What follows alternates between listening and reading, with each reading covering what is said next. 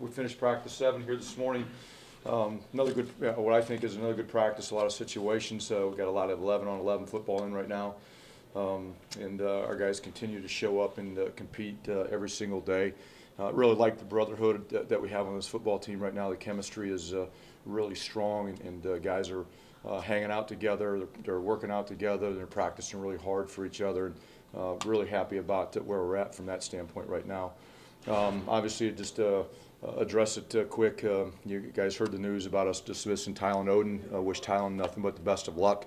We have standards and a culture that we expect out of our players, and we have to make tough decisions at times. And like Tylen, I wish him nothing but the best of luck, and we'll do anything we can to help him down the road. The other one is Amir Mitchell. You got news that he tore his ACL last Saturday in a non-contact drill. We'll get surgery for Amir relatively quickly. Best case scenario probably is that we get him back sometime before Big Ten play starts, or relatively around that time. Worst case scenario is he would be out for the year. Obviously, you can't ever tell how they're going to respond from ACL injuries, but I know this: Amir is a competitor. He'll do everything he can to try to do the rehab the right way and get himself back as fast as he can. But in that 6 to 8 month range, we'll see where he's at when we get to that point. We're very excited about this weekend. We've got a lot of things going on with the program this weekend. We've got our coaches clinic that starts tomorrow. Expecting a great turnout. We've got a great lineup of speakers. It's always great to be able to bring high school coaches on our campus and be able to continue to build relationships and talk about what we're doing here, and also give them an opportunity to get better by the speakers that we bring here that will talk a lot about what they do with their program. We also have Student Appreciation Day this Saturday. Really encourage the students to come out and be around our football team.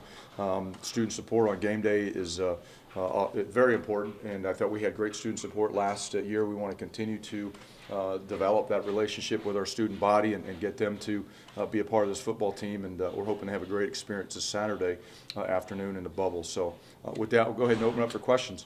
Chris, what does losing Tylen do to your quarterback depth, and does it put you in the market for a grad transfer or the urgency for a 2018 recruit?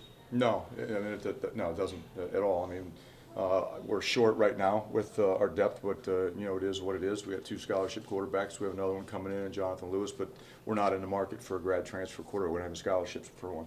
Chris, with Mitchell going down, who's expecting or who are you hoping to step up in the receiver? I mean, who's ever out there? I mean, there's nobody else to step up, and we're thin at that position. We have been since the spring started.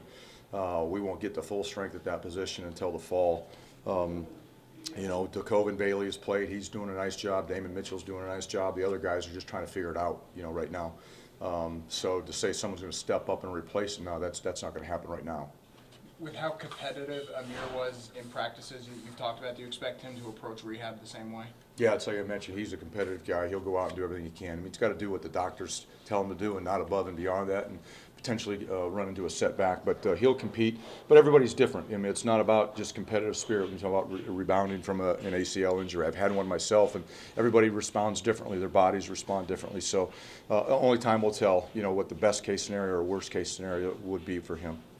Understanding that Janarian can't really do any contact stuff, how have you seen him in terms of moving around, cutting? It seemed like he maybe ran some routes a little bit today. He's been doing a little bit of that for a while. Janarian's working hard. He's doing what he can right now.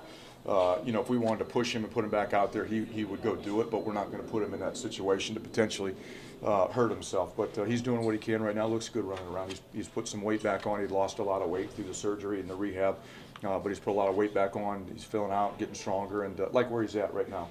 Trevor Morris looked like he's out doing a lot more. How's he looking right now? Trevor's been full go. We were concerned about Trevor being limited at the beginning, but he's been doing everything. He had a slight back issue that came up at the end of winter workouts before we started, but he recovered from that relatively quickly. It was a minor thing, but he's progressing. He's out there learning. He's playing faster. He's communicating better, and his reps are cleaner. He's using his hands more, and he's in a better football position more. So I like where he and Roberts both are at. Now we've got to continue to develop some depth at that position. That's a real concern moving forward. But with Roberts and Morris, those 2 guys are a really good pair inside right now. How about the running back position of the competition? How are those guys looking for you right now? Too many balls on the ground, to be honest with you. That's the biggest disappointment, biggest point of emphasis right now to get that group better. The best thing they probably are doing right now, the biggest improvement they made right now is their pass protection. That was a real issue last year. But all of them have worked extremely hard to improve in that area, and it's showing up on the film when we do live situations. But again, right now for us, the ball is the most important thing. Offensively, we've got to be able to hold on to it. Defensively, we've got to be able to take away. And we've got too many balls on the ground for what we want in this program. The guys just have to understand the value of the ball and how important it is to our team's success. It's no secret last year we had an issue holding on to the ball, and it cost us some games. And we just can't do that. We got to get that fixed here throughout the course of spring and training camp. This is our first chance to talk to you since the last scrimmage. What stood out to you about the scrimmage, and then what would you like to see going into the second scrimmage? The things that stood out, we played really fast on defense. We tackled it exceptionally well. We did create a lot of takeaways in our scrimmage. So I was really pleased with that. What I really liked offensively, it wasn't a very good scrimmage because of what the defense did and how they played, but they bounced back and had a great Tuesday practice and really got after the defense. So I like the team going back and forth like that, but the scrimmage is no different than just every practice. We're cleaner, we're crisper, we play faster. Guys communicate better because they know what they're doing more and are more confident in themselves. But the scrimmage was really a one-sided show. It was the defense controlling the offense. But, like I said, the good thing is the offense responded, and Tuesday they had a really good practice and got after the defense.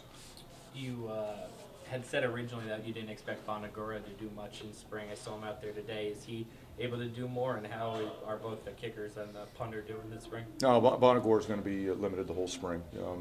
He'd suffered a lower back deal. He'll be fine, but again, we got to bring him back slowly. Just when you talk about backs and kickers, and we just don't want to mess with pushing him too soon and get him back out there. We know he'll be back out, but kicker's another real concern right now. We're not where we need to be, and we won't have the true competition that we want and need on the football team until the fall when a couple new guys come in and get thrown into the mix. But like today, we kicked. We weren't very good. We got to get better. Michael Cintron has gotten better at the punting position. He just needs to work on his consistency, but he has done a nice job. When he hits him pretty good. And one thing that we are really emphasizing in special teams is we do have to get better at snapper and kicker, but we've got to get better at the coverage part of it with our players. And we're doing a lot of drills to try to improve the coverage part of it. I don't like to say, well, it just has to be the kicker and the kick's got to be perfect. We got to go cover. We got to be able to get off blocks. We got to be able to tackle as coverage units, as kickoff coverage and punt coverage. And we've spent an insane amount of time this spring trying to get that fixed and get that better and identify the guys that can do it. That's what I was going to ask. Is that unusual for a spring camp? I feel like maybe special teams coverage stuff is training camp in season. No, that's everywhere I've been that you work on that a lot. You don't work on necessarily schemes of the special teams, but you work on fundamentals and technique. Punt's really the one that you work on scheme stuff in the spring. And everyone does it different, but what I've been around and what we do here is we work a lot on the fundamentals of the special teams, and that's what we're doing right now. And our kickoff coverage and our punt coverage, we're working a lot on the fundamentals. Again, just been able to get off blocks and make tackles and form our net. The net and having people in the right positions is so important to eliminate space for a returner. From the offensive line standpoint, anything stand out from the scrimmage? And I guess right guard, Boneski was working for his team. I guess Keenan was limited, but anything to take out of Yeah, not from the scrimmage. Like I said, the defense won the scrimmage, and they pretty much dominated throughout the scrimmage. But they bounced back Tuesday. Offensive line, that's the best practice on Tuesday. They came out with a different attitude or a different approach, and offensive staff did a great job of getting them fired up and getting them focused on what we needed to improve on, and we had our best day of running the football on Tuesday. It continued a little bit today. It was more back and forth and more balanced today with the offense having some plays and the defense having some plays. But I like the way that the one offensive line is playing right now. They're playing with good pad level. They're using their hands. They have a better attitude. When I say better attitude, more of a nasty attitude to the approach of their job and getting their job done the way we want it to get done. Depth is a real concern on the O-line. You mentioned right guard. That's one of the 5 spots right now that is not where it needs to be. And we're trying to roll some guys through there and figure out who can fit in with the other. We feel pretty good about the other 4 spots. on the offensive line, but right guard is going to be a work in progress for a while. Marcus Applefield would be a guy that'd be in contention who's battling, rehab from his shoulder surgery, but he'll be back in the fall.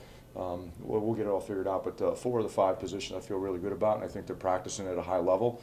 Pass protection has been much better, and again, our pad level and our ability to knock guys off the ball on the line of scrimmage has been better.